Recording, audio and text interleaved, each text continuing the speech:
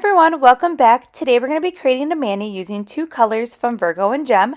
The first color here, it's a beautiful nude color and it is called Radiant. Now it has a little bit more of a peachier undertone to it, but it's super pretty, and there's a whole bunch of nude neutral shades that Virgo and Gem has to offer.